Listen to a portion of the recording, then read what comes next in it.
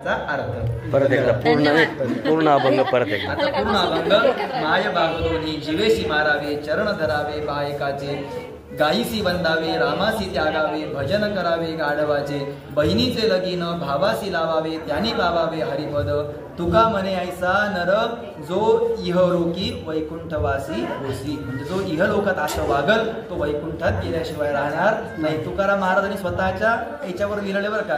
तुकाराम महाराज सगळ्यात श्रीमंत होते, सगळ्यांना माहिती आहे ना. पण ते भक्तीत एवढे तल्लीन झाले की सगळी श्रीमंती गेली तरी त्यांना फरक पडला नाही. नंतर भक्ती किती केली, नुसती भक्ती केली का वैराग्याच्या पण मार्गावर ते गेले. त्यांनी कशाचा लोभ धरलेला नाही, पोराचा नाही, बायकोचा नाही, कशाचा नाही लोभ धरला नाही. हे सगळं त्यांच्यावर चरित्रावर त्यांनी आधारित करून हा अभंग रचलेला आहे. आणि तुकाराम महाराजांचे 4.5 कोटी अभंग होते. आज आमच्याकडं फक्त 4.5 अभंग शिल्लक आहेत. त्यांच्या अभंगात त्यांनी सांगितलं की 4.5 कोटी अभंग मी लिहिले होते, परंतु गाथा ज्यावेळेस बोलाला त्यातून 4.5 अभंग आम्हाला प्राप्त झाले. अजून आता बाकीचे अभंग ते लोप पावत चाललेले. आणि आमचं सांगायचं तात्पर्य एवढंच आहे की जसं अनेक प्रकारच्या लोप पावत गेलेल्या पोथ्या आहेत, तर कालांतरानं आमची ज्ञानेश्वरी, आमचा तुकाराम महाराजांचा गाथा हा पण कालांतरानं असणार आहे. आज 1000 लोकांमध्ये फक्त 10 लोकांना ज्ञानेश्वरी माहिती आहे, 990 लोकांना माहिती नाही, फक्त नाव ऐकून आहे. आणि कालांतरानं ते नाव सुद्धा ते विसरल्याशिवाय राहणार नाही.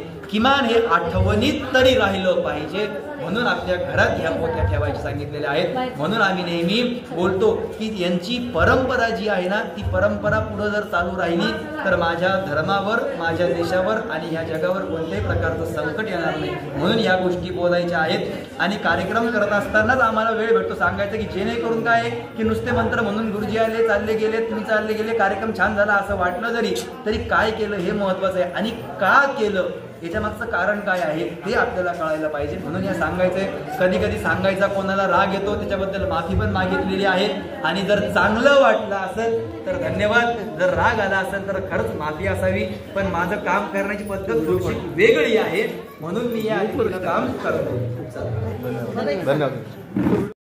मारावे चरण धरावे बायकाचे, त्याच्यामध्ये अर्थ खूप भिन्न आहे. म्हणजे शब्दशः अर्थ घ्यायचा सांगितलेला नाहीये. माय म्हणजे माझ्या जीवामध्ये काय जी माया आहे. माया म्हणजे कोणती, प्रत्येकाला याची आवश्यकता आहे. तुकाराम महाराज याला माया म्हणतात, पैशाला. ही माया माझ्या शरीरातून निघाली पाहिजे. माय बाप म्हणजे काय, माय कोणाकडे असती, आईकडे माया जास्त राहते, बापाकडे माया कमी राहते. बापाकडे काय राहतो, लोभ. बाप म्हणजे तुकाराम महाराजांनी लोभ सांगितलेला आहे. लोभ बायकापेक्षा नवऱ्याला जास्त राहतो पोराविषयी, बरोबर आहे का. पोराचं हे झालं पाहिजे, पोराचं हे झालं पाहिजे, जे मला नाही भेटलं ते माझ्या पोराला भेटलं पाहिजे असं आई म्हणते का बाप म्हणतो, वडील म्हणतात, बरोबर आहे. जे मला काय, हा लोभ.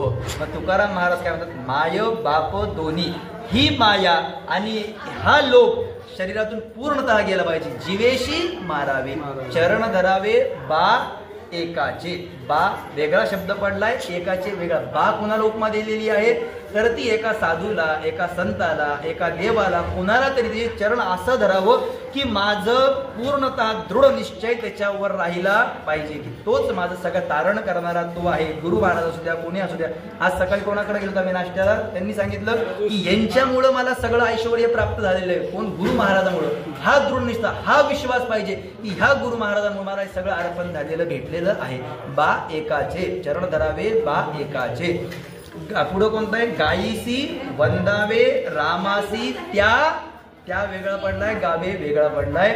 गाईला नेहमी रोज वंदन केलंच पाहिजे. रामाचं त्या रोज गावे, त्याचं रोज गायन मी माझ्या मुखातून केलं पाहिजे. रामासी त्या गावे. भजन करावे गाढ वाचे. भजन कसं केलं पाहिजे, गाढ वाचे न भजन केलं. जशी गाढ झोप लागती तसं भजन केलं पाहिजे. भजन करत असताना आपलं लक्ष विचलित झालं नाही पाहिजे. गाढ त्या भगवंताचं स्मरण नेहमी माझ्यापाशी राहिलं पाहिजे. भजन करावे गाढ वाचे. बहिणीचे लगीन भावासी लावावे. आता लग्न बहीण भावाचं पाहिलं का आपल्यामध्ये कोणी नाही. पण तुकाराम महाराज काय म्हणतात की माझ्या शरीरामध्ये बहीण म्हणजे कोण सांगितलंय, भक्ती. आणि भाऊ म्हणजे वैराग्य. नुसती भक्ती पण चालत नाही आणि नुसतं वैराग्य पण चालत नाही.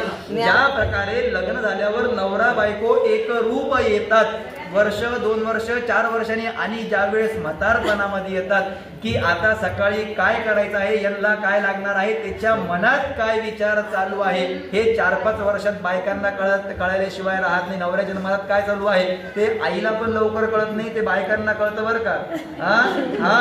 विचार. आणि माणसाला सुद्धा घरी गेल्यावर आता बायको काय बोलणार आहे हे घर निघाले विचार करून ठेवलेला असतो. आज उशीर झालेला आहे, मित्र भेटला, हे काय झालेले एक रूप झालेले आहेत. एक रूपता म्हणजे लग्न झाल्यावर काय होतं, एक रूपता. मग माझ्या शरीरामध्ये बहीण म्हणजे भक्ती आणि वैराग्य हे दोघांचं एक रूप झालं पाहिजे. बहिणीचे लगीन भावासी लावावे, त्याने पावावे हरिपद. ह्या जर एकत्र आल्या तर हरिपदाशिवाय गेल्याशिवाय राहणार नाही. आणि मग तुकाराम महाराज म्हणतात, हे जर सगळे गुण असलेल्या माणसामध्ये तर तो मनुष्य वैकुंठात गेल्याशिवाय राहणार नाही. हा त्या अभंगाचा अर्थ.